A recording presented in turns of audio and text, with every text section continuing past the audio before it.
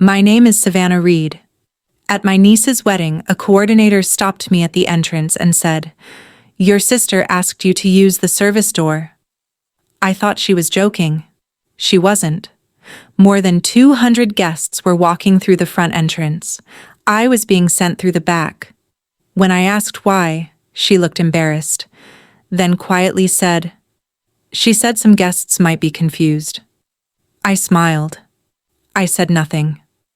I carried my gift through the service hallway and took my seat, because my sister thought she was protecting an image.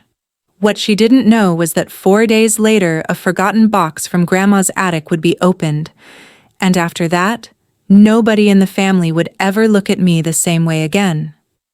My sister Melanie didn't tell me herself. She sent a wedding coordinator.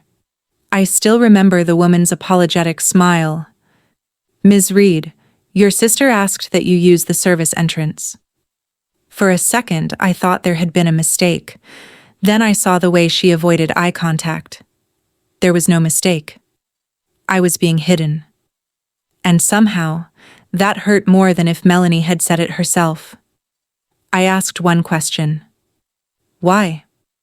The coordinator hesitated, then lowered her voice. "She said some guests might be confused." Confused? About what? I was the bride's aunt. I'd helped raise my niece Hannah. I had babysat her, attended every school play, sat through every heartbreak. But apparently, on her wedding day, I was suddenly confusing. I smiled anyway. That was my first mistake. The service hallway smelled like coffee and cleaning supplies. Employees hurried past carrying trays. Meanwhile, laughter drifted in from the ballroom. I could hear the celebration, just not be part of it. Then a waiter glanced at my dress. "You here for the wedding?" I nodded. He smiled. "Front entrance is around the building." I almost laughed. Even strangers assumed I belonged there. My own sister didn't. The moment Hannah saw me, she rushed across the room. "Aunt Savannah!" She hugged me tightly. Too tightly. Then she whispered, "You came." Something in her voice felt strange, like relief, like she'd been worried I wouldn't. I didn't know it yet, but that mattered. Then Melanie appeared. Perfect makeup, perfect hair, perfect smile, the kind of smile that never reaches the eyes. She kissed my cheek. "So glad you made it."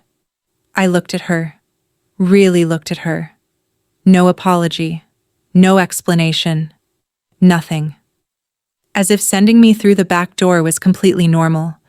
That changed something inside me. The truth is, this wasn't new. Melanie had been embarrassed by me for years. She just usually hid it better. When we were kids, Grandma called us her two storms. Melanie was loud. I was stubborn. But somewhere along the way, Melanie decided appearances mattered more than people. And once she married into money, it got worse. When dinner started, I found my seat. Back corner. Near the kitchen doors. Because the seating chart wasn't random. The groom's business contacts sat near the front. Melanie's wealthy friends sat near the front. Even distant relatives sat near the front.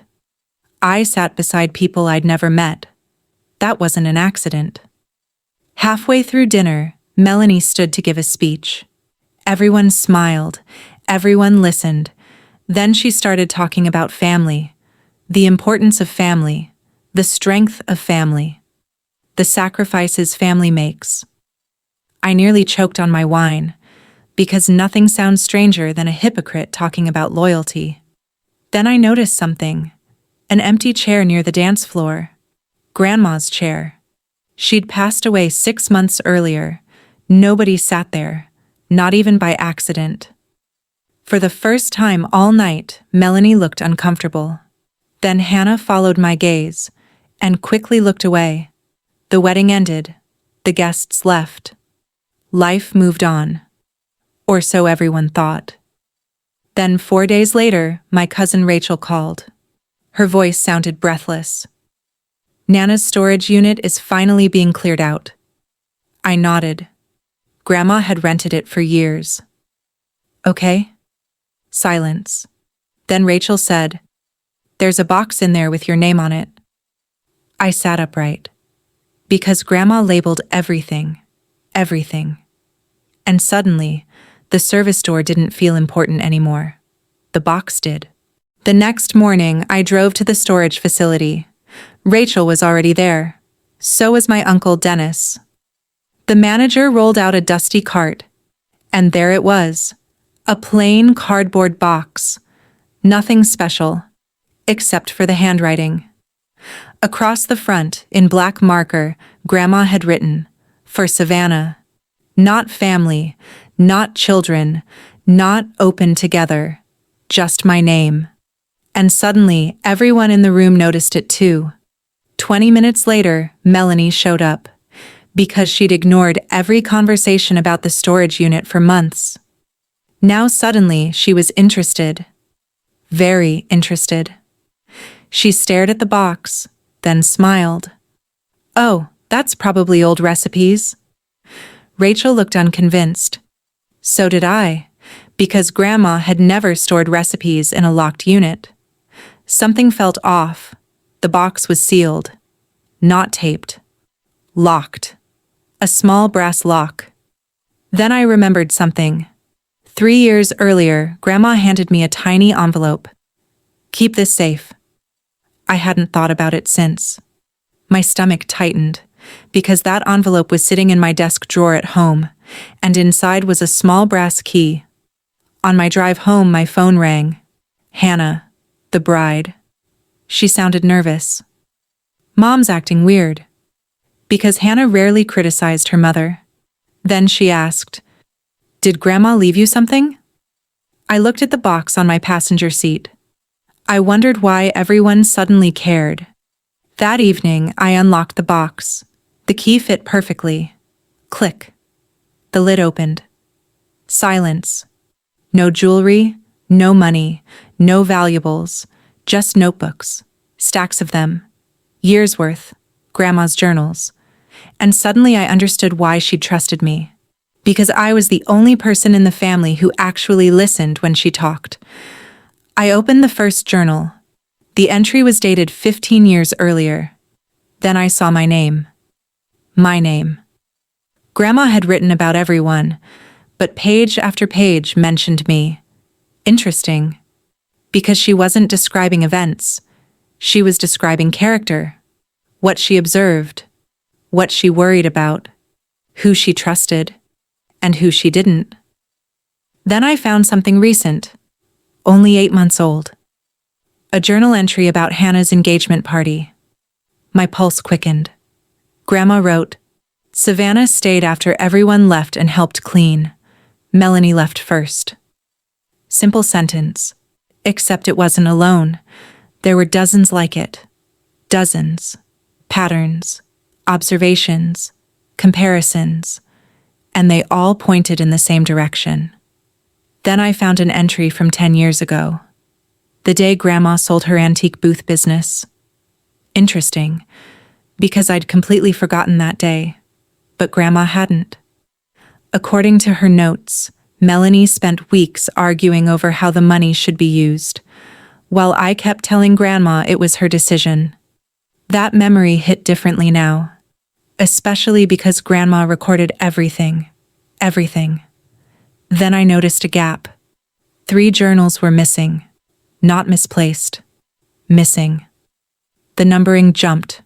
Volume 18, Volume 22, Volume 23. My stomach dropped.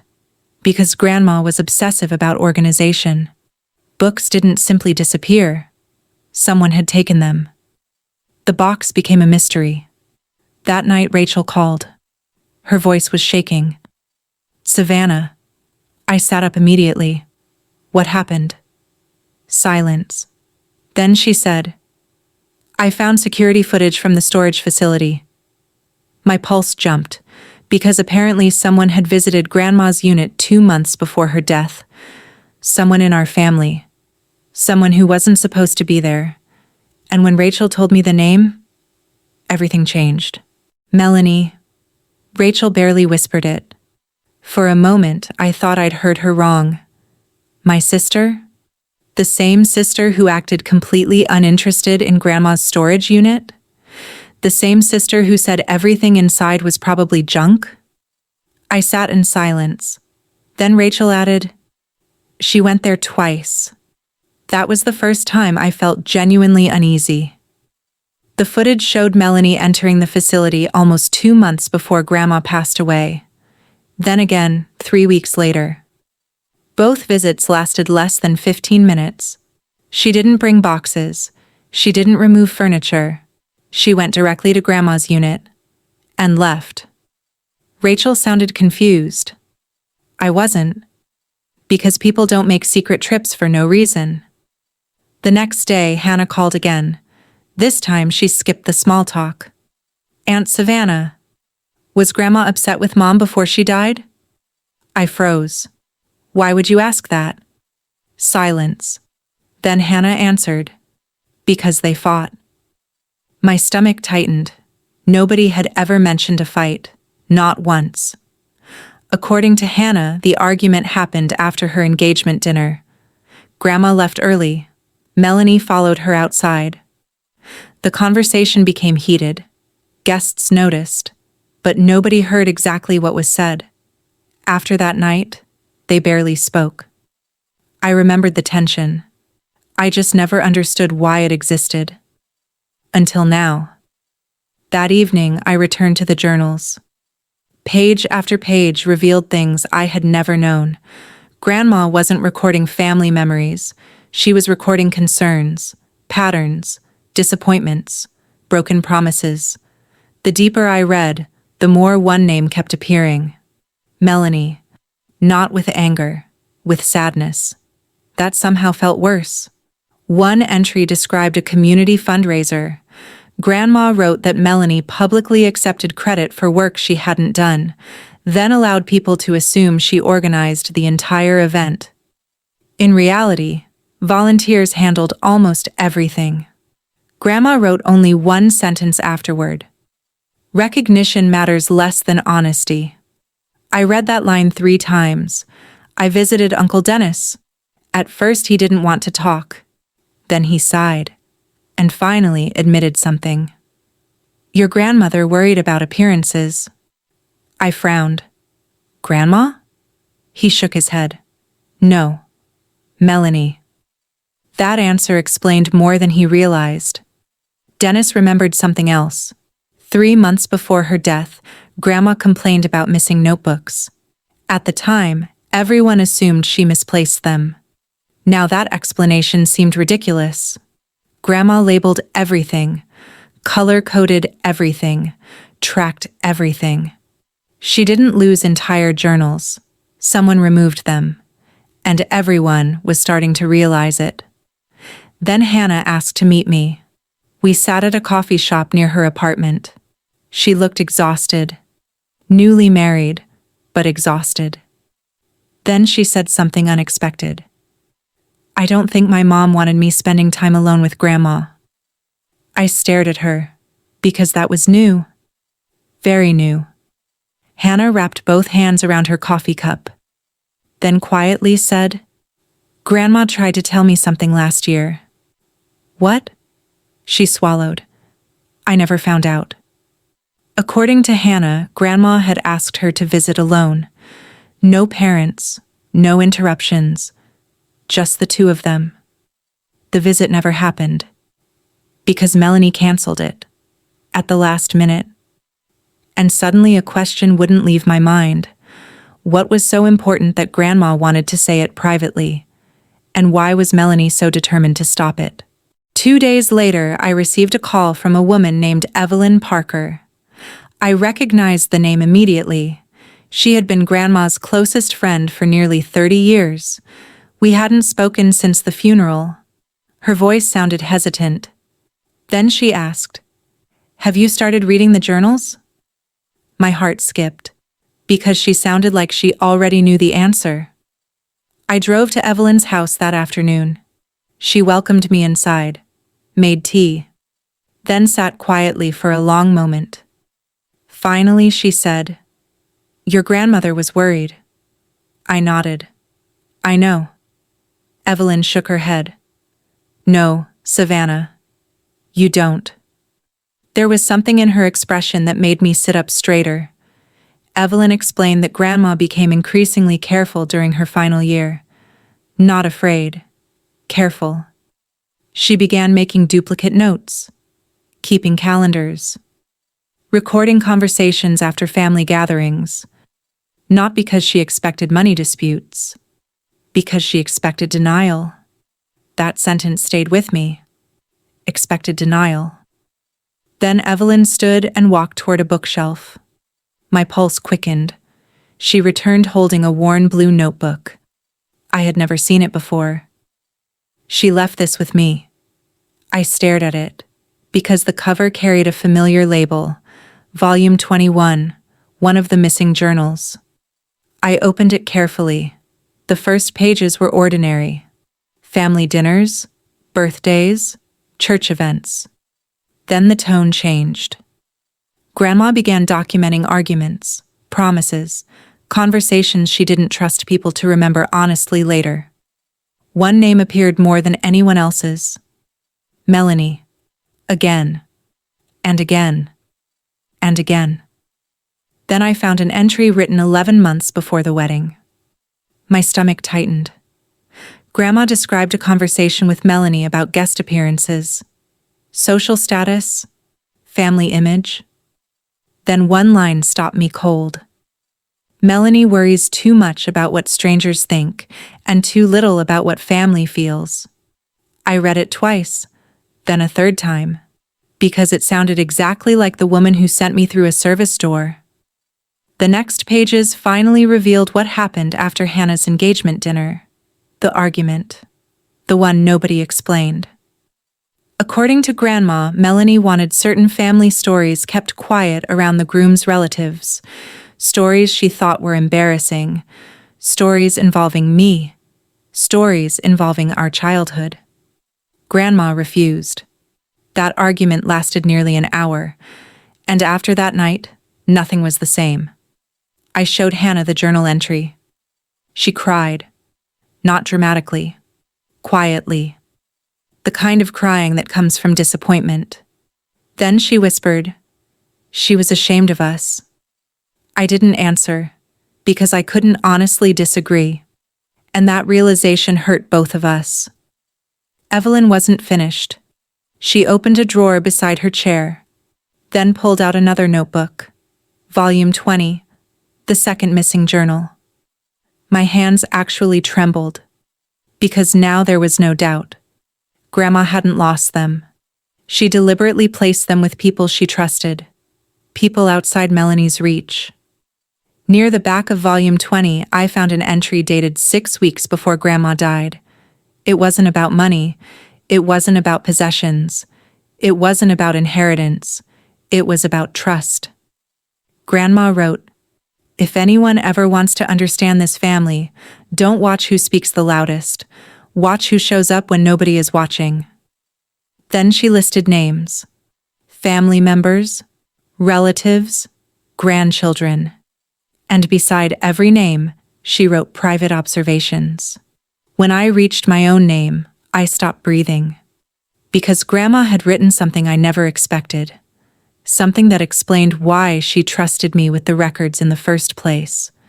And if the rest of the family ever read it, nothing between us would ever be the same again. I stared at the page. For a long time. Because Grandma's handwriting suddenly felt heavier than before. Beside my name she wrote, Savannah never arrives when people are watching. She arrives when people need help. I swallowed hard, then kept reading. She never asks what she'll receive. She asks what needs to be done. Tears filled my eyes. Not because of praise, because Grandma had seen me. Really seen me. Hannah sat beside me quietly. Then she pointed. Read Mom's. I didn't want to, but I did. Grandma's words weren't cruel. That made them harder. Melanie mistakes admiration for love. Another line followed. She spends too much energy managing appearances and not enough protecting relationships. The room became very quiet, because nobody could argue with it. Not after everything that happened. Rachel read the journals next, then Uncle Dennis, then Hannah's younger brother Carter. Interesting thing about truth, people react differently to it. Nobody found scandal. Nobody found secrets. Nobody found hidden fortunes. What they found was something much harder to dismiss. Patterns. Years of patterns. And once people saw them, they couldn't unsee them. 3 days later, Melanie called me. I almost didn't answer. Almost. The moment I picked up, she sounded angry. Why is everyone talking about those journals? I closed my eyes. There it was. Not, what did Mom write? Not, how are you? Not, I miss her. Just concern about what people were saying. That answered a lot. For once, I didn't argue, didn't defend myself, didn't explain. I simply asked, why did you send me through the service entrance? Silence. Long silence. Then she said, you wouldn't understand. I laughed softly. No, I think I finally do. And for the first time in years, she had no response. A week later, Hannah invited family over for dinner. Nothing formal. Just family. During dessert, she surprised everyone. She stood, looked directly at her mother, then said, I don't want appearances anymore. Nobody moved. Nobody spoke. Then Hannah continued, I want honesty. Melanie looked stunned, because her daughter had just chosen something she never expected. Truth over image. Over the next month, copies of the journals circulated through the family, not publicly, privately, the way Grandma would have wanted. People laughed at old memories, cried over forgotten moments, remembered things they had stopped valuing. And slowly, the family started changing. Not dramatically. Just enough. Sometimes that's more powerful. One afternoon, Hannah brought me a framed photograph from her wedding. I frowned. Why this one? Because it wasn't from the ceremony, or the reception, or the first dance. It was a picture taken near the service hallway, just before I entered. Then Hannah smiled. Because that's the moment I realized who showed up for me. I couldn't speak. 2 months later, Melanie appeared at my front door. No makeup team, no event planner, no audience. Just Melanie. She looked older somehow, tired. Then she quietly said, I think Mom was disappointed in me. For the first time, she wasn't defending herself, and for the first time, I believed she meant it. That changed something. Not everything, but something. People always assume this story is about Grandma's records. It isn't. Not really. It's about a wedding, a service entrance, and a woman who spent years worrying about what strangers might think. The day of Hannah's wedding, my sister sent me through the back door because she thought I didn't fit the image she wanted to present. 4 days later, Grandma's records reminded everyone of something much more important. Character survives long after appearances fade. Status fades, money fades, image fades. But the way you treat people? That stays. The funny thing is, I don't even remember much about the wedding ballroom anymore. I remember the hallway, the service door, and the lesson Grandma left behind, because by the end of it all, nobody cared which door I entered through. They cared about who had been standing beside the family all along, and for the first time in a very long time, my sister did too.